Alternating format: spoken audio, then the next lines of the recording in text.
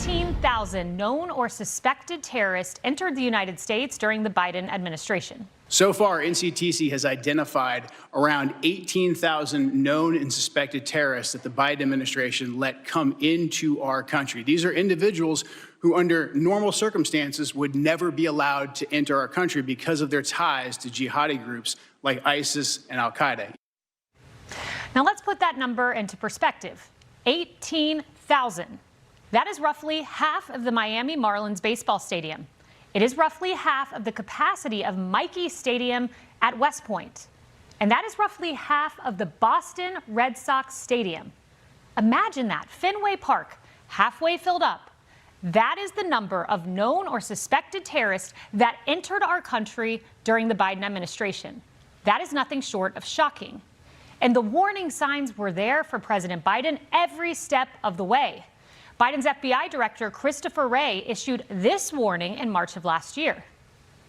We are seeing a wide array of very dangerous threats that emanate from the border. There is a particular network that has, where some of the overseas facilitators of the smuggling network have ISIS ties that we're very concerned about and that we've been spending an enormous amount of effort with our partners investigating. And then several outlets, including our network here, reported that ISIS affiliates were at large in America. In just the last few days, a group of Tajik nationals who investigators tell us have ties to ISIS were taken into custody. The 8 men, all from Tajikistan. So how did they enter the United States in the first place is the question. Sources telling Fox they crossed illegally at the southern border and were, quote, fully vetted. But listen to this, nothing was flagged somehow.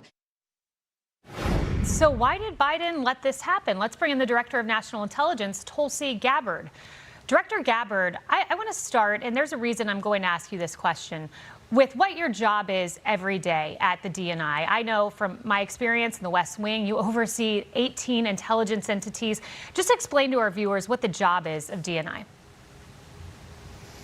Thank you very much, Kaylee. Well, fundamentally, our job is to make sure that we have intelligence that is objective, that is relevant and timely in its delivery to its various customers, those who are making very important decisions related to the policies, the safety, security, and freedom of our country, foremost amongst them, the President of the United States.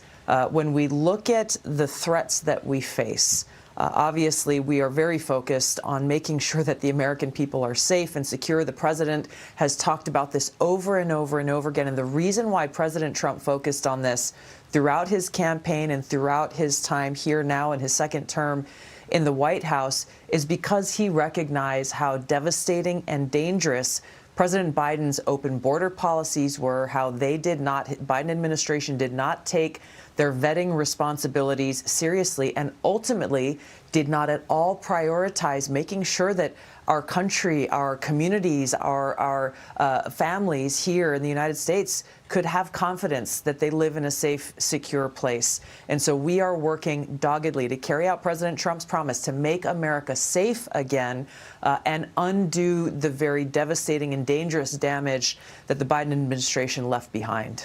Glad you mentioned the Biden administration. Let's look at Avril Haines. This is your predecessor. And I just was shocked. I went back and I looked, how long was Avril Haines holding the post that you're holding? She served for 4 years. You can see here on the screen, 4 years she served. I'm sure when you came in, you were looking at some intelligence she left behind. Over 4 years, she somehow missed that 18,000 known or suspected terrorists were coming into the country. Did they not care? Did they just miss it? Well, these are some of the things that we are uncovering as we look to answer that very same question ourselves, to get a very honest assessment of where we are as a country and what this domestic threat environment really looks like. And we're finding some very disturbing things on this specific issue about vetting. For example, among that 18,000 number of known or suspected terrorists that we know about who are in our country, my deepest concern is that there are so many more that we are not aware of yet. But of that 18,000 number, 2,000 we know were part of a group of over 100,000 Afghan migrants who came here after President Biden's disastrous withdrawal from Afghanistan.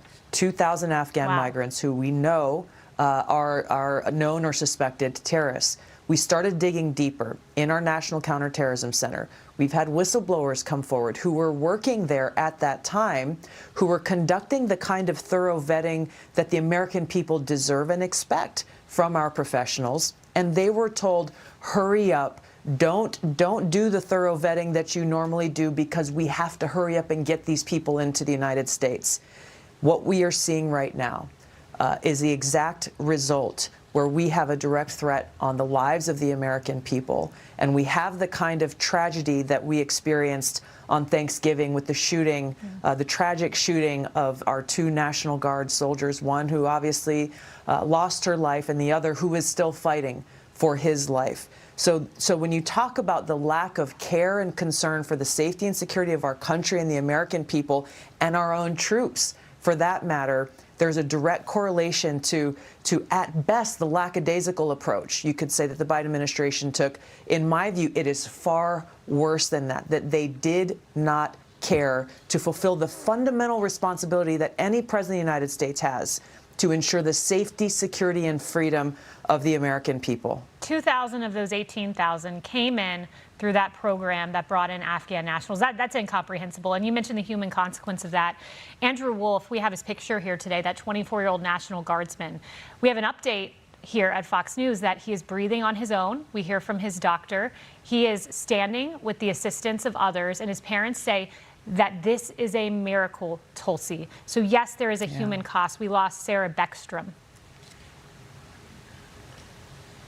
Yeah, you know, this is something that we are grateful every time we hear good news about what Andrew is doing. Of course, our job is to try to use our intelligence capabilities, working very closely with the Department of Homeland Security and the FBI and our other partners to try to prevent these kinds of attacks. So we are working on vetting all of those who were led into our country, both with the disastrous Afghan withdrawal, as well as others who we know have been led into our country without proper vetting, but also working to make sure we can try to prevent these kinds of domestic terror attacks from happening that are being orchestrated and planned and led or influenced by terrorist groups like ISIS and al-Qaeda, who in different parts of the world are continuing to try to plot against us.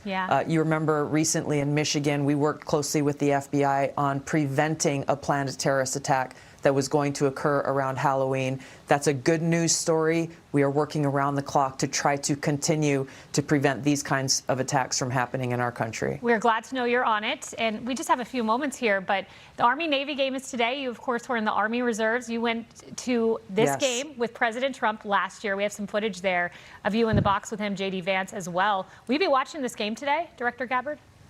I will be. I'll be headed out there shortly. I'm still in the Army Reserve, so I will definitely be rooting for my home team in the Army. I've got family members who serve in the Navy as well, so it's always a good time with some good, friendly, and healthy rivalry and competition.